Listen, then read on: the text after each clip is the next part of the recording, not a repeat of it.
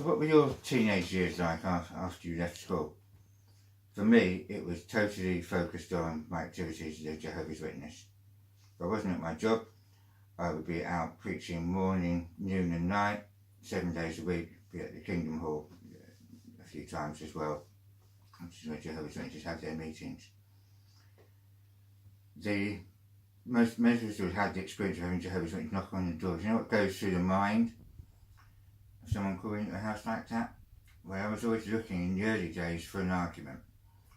The Jehovah's Witnesses from the sort of 40s, 50s, 60s had been very much into the mode of being combative, and that generation was still around as I was growing up, and that was an influence. Later on, that would morph from being not so much looking for an argument as looking for a conversation starter, we might call it. Try and find something to get people talking. So we might ask the question like, if you ever wonders what happens when we die? I remember seeing a chap walking on the street once, and I stopped him. How weird is this, really, when you think about it? And I asked him just that question: you ever wondered what happens when we die? And he looked at me and just said, "You rot," and walked on. And I stood there wondering what I'd done to offend him, because I thought he'd insulted me. And it took me a few moments to realise he was just answering my question with the words meaning when we die we rot. A favourite, really, for getting the conversation going would be to talk about the troubles in the world, especially if you've got an old person. You could always get them talking if you got them going about how bad conditions in the world were. I remember being with, most of the time I was on my own in those days, but there was a guy came across to help me out, came over from Aldershot, which was a garrison town, and that was where our main congregation was, and we were nearby in the town of Fleeting Church, Crookham, where we were the only witness family. Once you're Jehovah's Witness, you know the area very well if you're active. You know every street, every house, every shop. So Andy knew Aldershot well, but we were preaching in Fleet, which is a much posher area. Not when people educated thought well of themselves, and definitely didn't like Aldershot and looked down on it. So we were talking to one lady who was complaining about the state of the world, and in particular the state of Aldershot. And she said, you know, there's 2 sex shops in Aldershot now. And Andy chipped in and said, actually there's 3. And she said, but I don't go looking for them. And Andy was normally very quick-witted and ready with a joke, was just lost for words, because what can you say? You reply to that when you're out in the guise of preaching. Nothing you could say would make it better. So the daily routine would be, if I wasn't on my own, we would have a group at the start of the day that would meet in someone's house usually. We call it a meeting for field service, and you would assemble. You'd have a pep talk for 15 minutes, ideally what to say, because that's what everyone was worried about. Organise where you're going, pair you up, have a prayer and send you off. And these were usually fairly disorganised, and no one was assigned to lead them. So there would always be the dilemma of who was the senior ranking person there that would lead the group.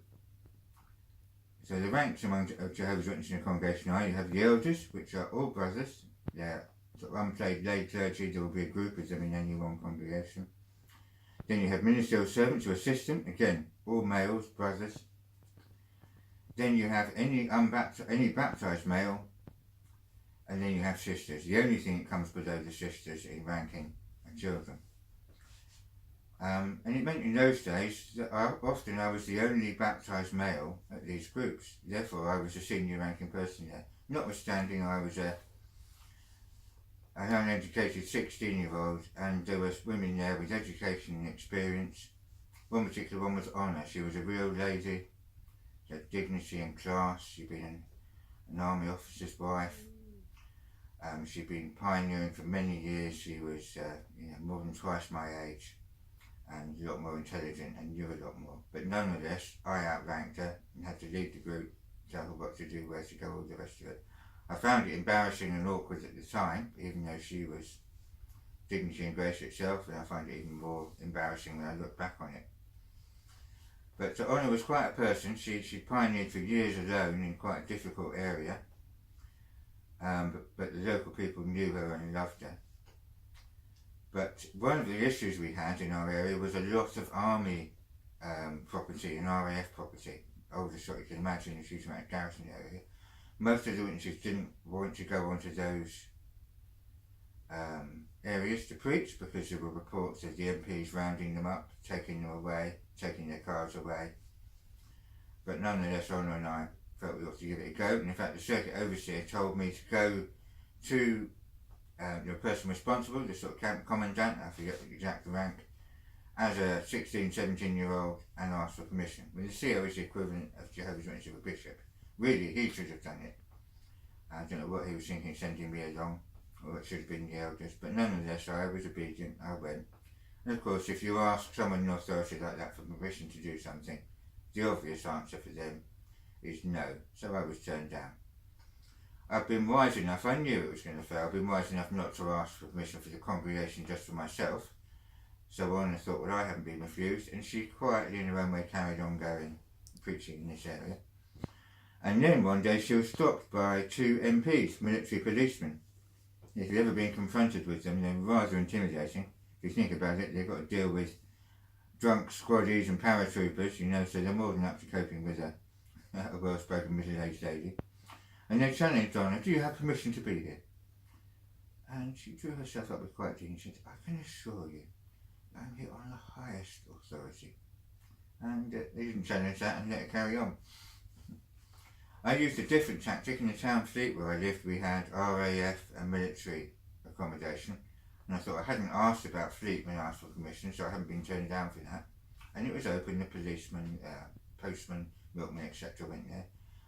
So I knew they were nervous about the RA at this time, and any strangers going about. So what I did is I started a window cleaning round on those estates, so people got to know me. When I collected my money, I'd go dressed in my what I wore all the time then, my suit and tie, or jacket and tie. So people got used to me. So then when I went on my own there preaching, people weren't afraid and didn't panic and call the MP. So I never actually got into trouble. The one time I did get into trouble is when I was helping some friends into my car and left my ministry bag by the side of the road. This was in Aldershot in the height of the IRA troubles. When I realised what I'd done and went back, it had gone. I went to the police station and they were not impressed. One of my witness companions in those days' husband was in the RAF and he was Irish and had Irish number plates on his car, so if we went preaching in the military areas with her, we had to make sure we left her car a long way away and walked, because that did freak people out seeing Irish number plates near a military base.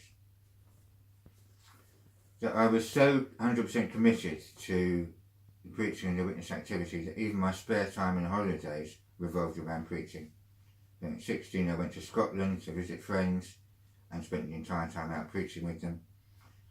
And at 19 and 20 I organised 2 trips to go and preach on some of the small islands up in Orkneys with friends of mine, Darren, Wayne and Francis, which had a wonderful time. And Wayne and Francis were 2 that I would go and meet up who were in other congregations, but I would go and spend time with them. Francis in particular I was close to, and he was the most spiritual person I ever came across. So much so later in life, if I ever did anything that I thought, I think I've got that right, I would think yes, because that's what Francis would have done. But weirdly, he was like Jekyll and Hyde, because he also had this extreme pious and devotion side to him, to being an absolute naughty schoolboy. But we were so committed and busy that when we got together, we didn't go out to the pub or partying or even for a walk or anything. We either went preaching together or we went window cleaning together. If we were window cleaning, I might be drinking my coffee in the car at lunchtime. He would drive off while I was drinking, then slam the brakes on. If I was up the ladders and I was nervous at heights, if he saw I was particularly nervous, he would come to the bottom of the ladder and shake it. And when one day I fell off, not because he was shaking it, and hurt my arm, he thought I was hilarious and fell about laughing. So a few years later he got picked for the highest honour and sent to Gilead School, which is a special missionary school. Got sent off to Hong Kong, and that's so elite that only 1 couple a year from Britain typically went to this school. So strange to think of such a naughty boy doing that. On the ministry he's been mischievous as well. Witnesses, you might be familiar, often work in pairs if they can, and the one nearest the door will take that turn to lead in speaking, and usually the other one then will relax. So we were in this door, Francis was there ready to speak, I was relaxed, and then as he heard someone approach the door and about to open it, he made a quick move and just dodged round the corner of the house. So I could see him, but the householder couldn't, leaving me stood there alone and unprepared. The woman opened the door and I tried to speak, and I was so taken aback I just couldn't speak. It was sort of squeaky, and I descended into fits of giggles. Couldn't say a word, so she's left there with this young man in a suit, just crying with laughter on her doorstep. And she stood there very patiently and said, well, it's nice to be happy. So, yes, the other thing I remember about Francis was his attitude to Alison. He was very lucky. He has a young pioneer sister in his congregation who was originally from Tiverton, which made her very exotic in my eyes, because Tiverton was where my family, well, the area where my family originally came from. And Francis would say, oh, she'd be good for you, she'd be good for you. But everyone could see actually Alison loved Francis, and he kept talking about her so much it was obvious she did as well. But when he was driving around with her on the ministry, if he saw anyone he recognised, he would tell her to duck down in the passenger seat in case his former school friends saw him, because he didn't want them thinking she was his girlfriend. So, they've been married together about 30 years now. Which brings it to the thing you're probably wondering, well, what about girlfriends? I was a teenage boy, clearly a gorgeous hunk of a man. I must have had girls queuing up. Being a bit of a techie, I probably had a ticketing system organised for them. But no, nothing of the kind actually. I was so focused that my goal by this point was missionary service, which I never achieved. My friend Francis did. They sent missionaries out to couples. So you'd need a wife, and your wife would have to be as committed to you. And to even get there, you had to have served full time as a pioneer for years. You had to have made all your obligations as a pioneer. You had to be absolutely outstanding. You had to say, have eschewed having a family or children or career. And and also witness have very strict rules on courtship. So unless you were thinking about marrying someone, you couldn't date them. So you didn't just have recreational dating. It had to be with a purpose. Not everyone followed that, of course, but I was serious and tried to follow the rules. So it meant I couldn't even express interest in a sister in my own mind unless she was already a pioneer and it seemed that she might be ready for missionary work. And since there weren't many young sister pioneers around anyway, that rather limited the field. But I did at 18 meet a nice young pioneer sister called Sue when I was away, and she was a guest in a home I stayed in. I realised at 18 I was a bit too young, but I started writing to her. This went on for a couple of years. She left down in Cornwall, never saw her again for those 2 years. And then one day I got a letter from her. And she said, quite correctly, according to witness teachings, that it's not appropriate for a brother and a sister to be friends unless they're considering getting married. So she felt we shouldn't write to each other anymore. And the letters had been completely innocuous and unromantic. But actually I really did like her, and 20 was a bit earlier than I'd thought was right, but okay, I can't miss the opportunity, so I rang her up and arranged to meet. I went down, stayed with her family, had a wonderful time in Cornwall.